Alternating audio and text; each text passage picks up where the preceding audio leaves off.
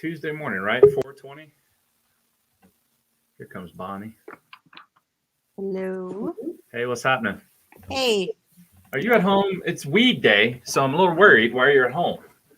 it's what? It's 4:20. Oh, I suppose it is. But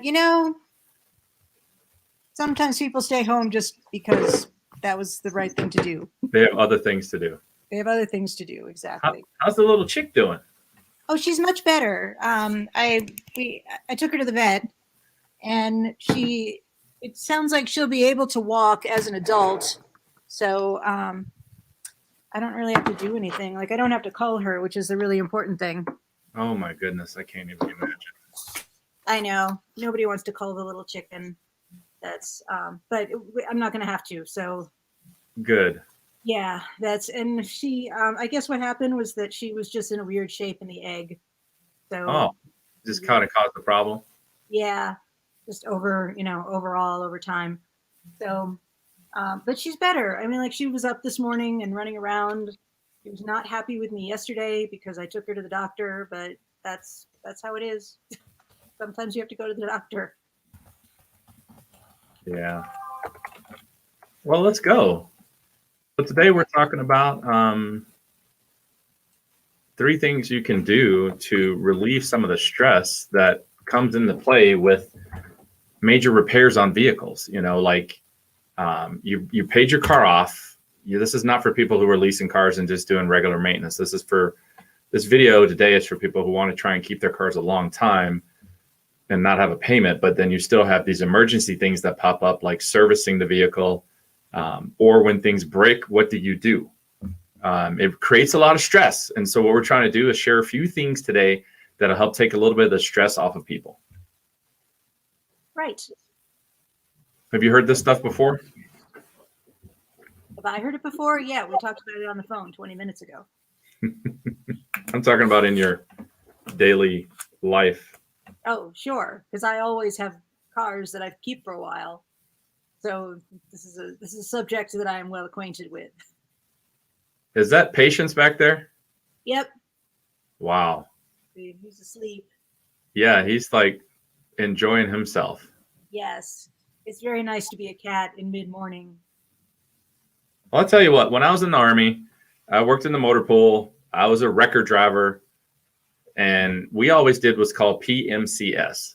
PMCS, Preventive Maintenance Checks and Services. And I'll tell you this much. The majority of the time when we were in the barracks, we're back on base and we're not in the field or we're not at war, we were performing preventive maintenance checks and services on every vehicle in the motor pool religiously.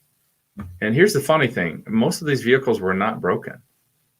No. We were just going through a checklist to make sure that they were mission ready at all time.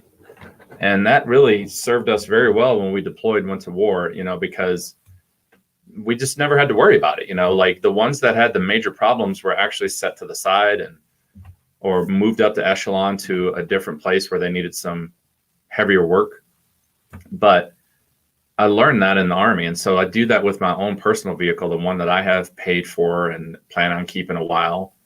It tows the camper and stuff like that, but it requires thought process of, we've got to have money set aside. We've got to have mechanics that we want to work with. We've got to do the recommended things to keep this vehicle going so that it doesn't break down on the side of the road. Does that make any sense at all? Yeah, actually, I really like that phrase, mission ready. That, in the military, the missions are different, but really that's what you want your car to be, is mission ready. Yeah. You don't want it to be something that you really got to focus on when you have a mission for. It's like, if I want to get to work, I don't want to be thinking about, is it going to work? Is it going to run the whole way there? Yeah. Yeah. I think that, a lot of the time when you have a car that you don't have payments on, it's just, you forget about it. You don't think you have to do anything or spend any money on this particular car because everything's working great today. It's working fine. It's running. But we see it a lot with people calling us saying, hey, my car's got a problem. Well, how many miles are on it? No, 95,000. Well, did you have the timing belt changed? Did you plan for that? No, we didn't do that. And so now it's a problem and it's emergency and there's no money saved to take care of it. And it's super stressful. Can you feel the stress in the room? That's what it feels like. It's like, we got to do something right now to fix this. And we have no money saved for it. I mean, it's just very, very difficult. Well, we were talking about this earlier, how interesting it is, how when we go to buy cars, and it's a big deal. Like, you go to buy a car and you want certain things, and it's, it has to, we treat it like it's really valuable when like it's going to make a big difference in our lives when we first buy one. And then it becomes easy to think of it as what it really is, which is a tool for accomplishing whatever it is you want to accomplish, for getting where you want to go.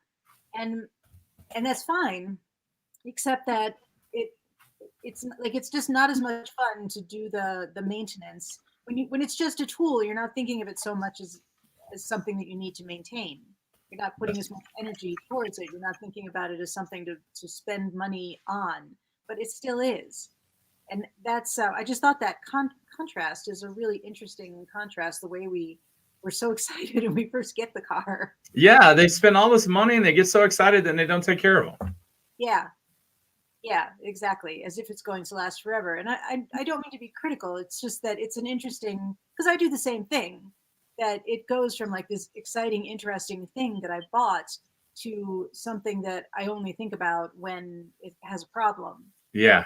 So that planning for maintenance is that just, I mean, it does make my life a lot easier if I have some idea of when and how I'm going to pay for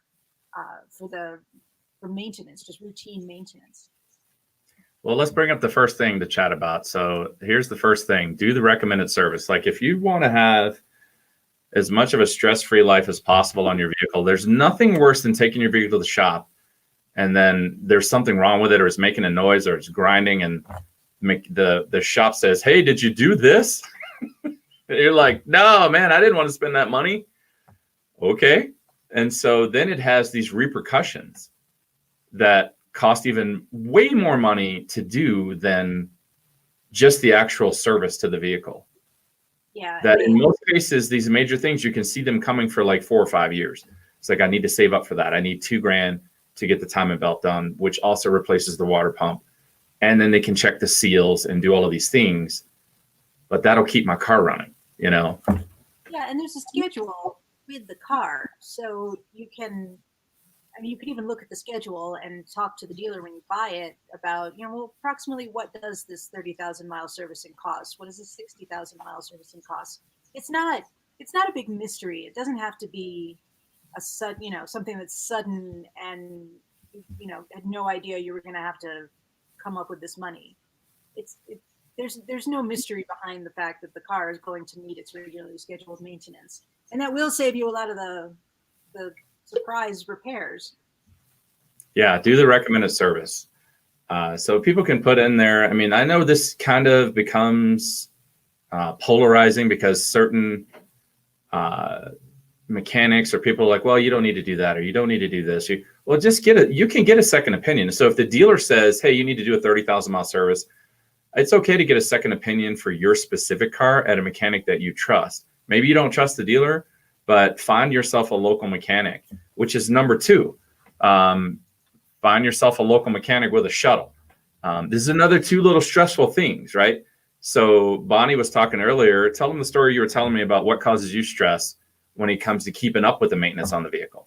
Oh, it's when I'm going to do it and how I'm going to fit it into my, I'm like most people, I'm really busy. I have a lot of places I'm supposed to be and things I'm supposed to be doing. Do I want to spend an hour or 2 hours waiting at the dealership or waiting at the mechanic shop? No, I don't. Right. But what I've learned is that most mechanics have some kind of shuttle. They'll take you somewhere. They'll take you home or they'll take you to work. And if you have a mechanic who's nearby, then that makes it particularly easy. Then they'll pick you up again and bring you back. So if you plan for the time, and another thing that I've done actually is to just take some work with me. And usually if I ask, is there some place that I can sit and, write these thank you notes or, work on this project? There's usually some place that they can offer me that I can do that. So there are options for not having it be a complete interruption and waste of time other than getting the car fixed up. Yeah, I mean, the shuttle, I use a shuttle with the shops that we use. All of the manufacturer or franchise dealers that I know about have some type of shuttle service or loaner car. If you're spending money with them, they're usually willing to do these types of things, especially if it's a major service like 15,000, 30,000, 45,000 miles. They're usually very, very good with providing you with some means of transportation to either get you to work, get you back home, or loan your car until the service is done. So if you just keep that in mind, guys, it can take a lot of stress off of your plate. It requires some preparation. Before the service is due, you need to schedule an appointment on all of these things. But this is all stuff that you can avoid if you take a few steps. And actually, I wanted to your point earlier about getting a second opinion on your particular car, that if you find a mechanic you trust, it can actually be a lot less stressful as well. I took my car to TJ Auto, which is my favorite mechanic. Yeah, Tim. Yep. That I took it to them a couple weeks ago for an oil change, and I got there and they looked at it and they're like, we don't really feel right about doing an oil change now. You haven't driven enough. You haven't driven enough. I didn't know, I hadn't reached like the next step of, the mileage for the next oil change. So I had needed a gas cap anyway. So it was just as well that I brought it in. But they were very honest about it, that they didn't. So you can find mechanics who will do that for you. Yeah. So I just wanted to tell that little story. It does happen. But here's the counter to that. It's like you wait till the last second. You think something's going on with the car. You look in your driveway and it's leaking a little bit. And, oh, my goodness, I need to go do something right now. They don't have a car available. Their shuttle's booked. They have no appointments available. Now there's all this stress. Yes. Once again, can you feel it in the room? It's like all of this stress that is, I believe, self-inflicted. If you just take the steps, put it in your calendar, make a plan, you can avoid all of this stuff, guys. Yeah. Just like, we're talking about planning all the time. We're probably the most boring car dealers in the country. Yeah, we don't like impulse. No. Plan for your car, plan for the maintenance, be prepared, and your whole life will be much calmer. Because in the end, this car, this thing that's so much fun to buy and so not fun to maintain, is probably your second biggest purchase. It consumes a lot of your income, and if you take care of it, it can be just so much easier than. Because I have to say, I actually have a second vehicle that I really don't take care of, and that it's just this old Blazer that I keep around to just for straw and stuff like that, because I have chickens and I don't want to put straw in my Toyota, so I keep this vehicle around and it constantly has problems. The battery dies, and I lend it to people, so it doesn't, like, it's not like it's not getting driven, but it's it's leaking oil like crazy, and it needs all this expensive maintenance that I will never do, but.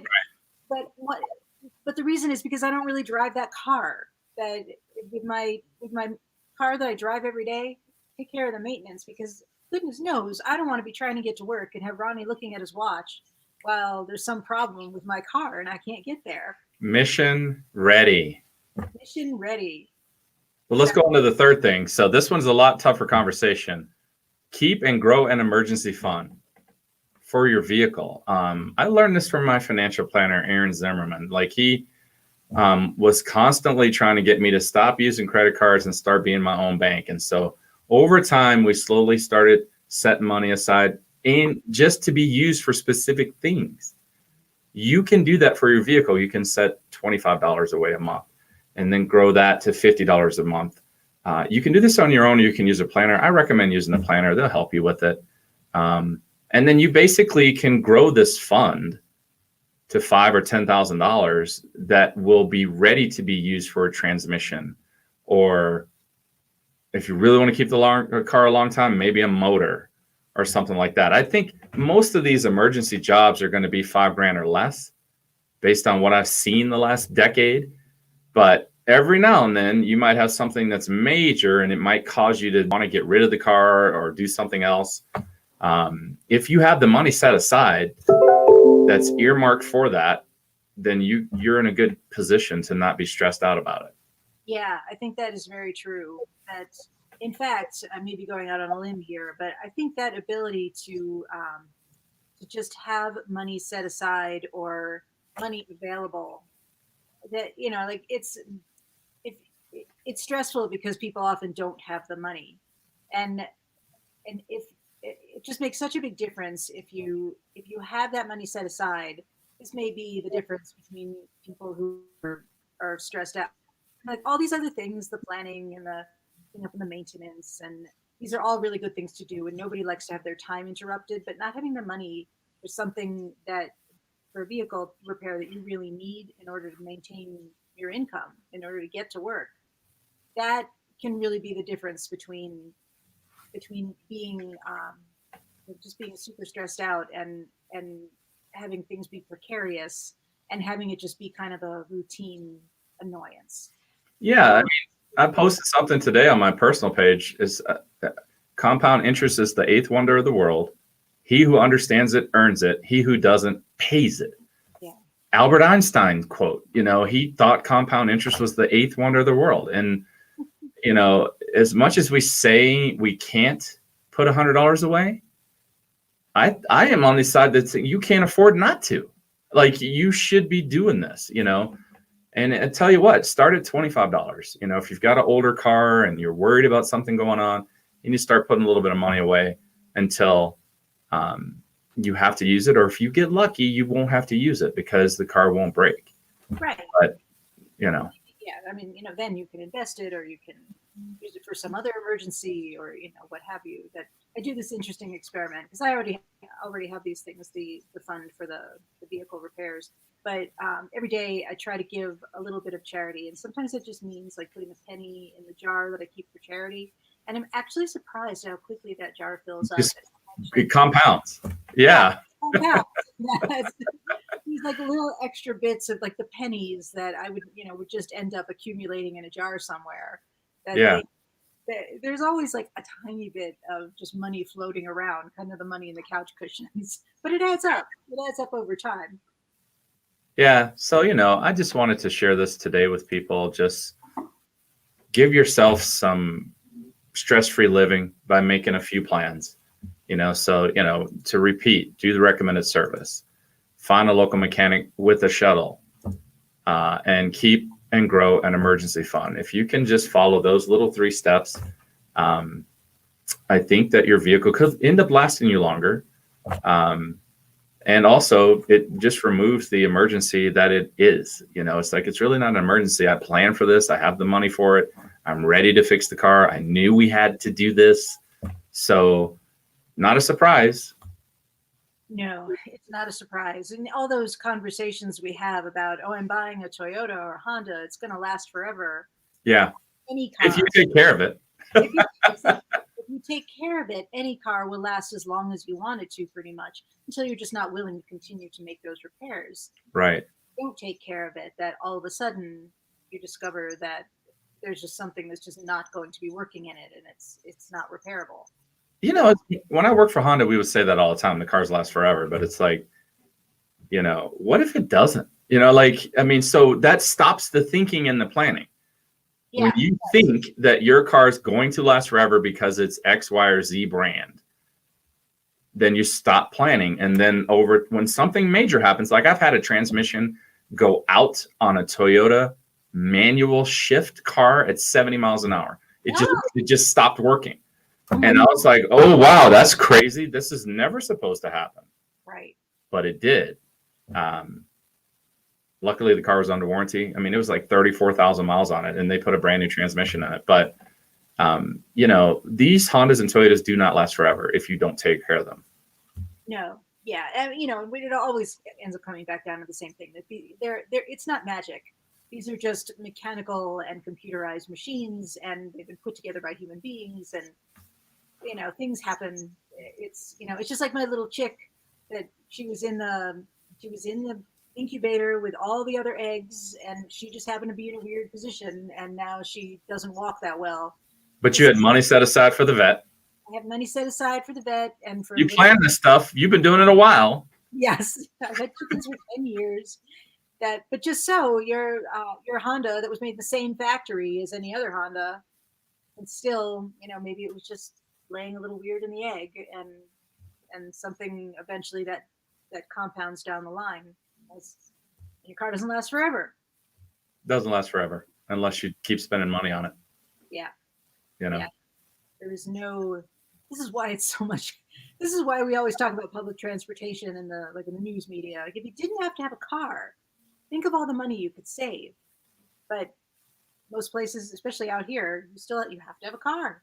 Yeah, everything's 20 minutes in this town. Mm-hmm.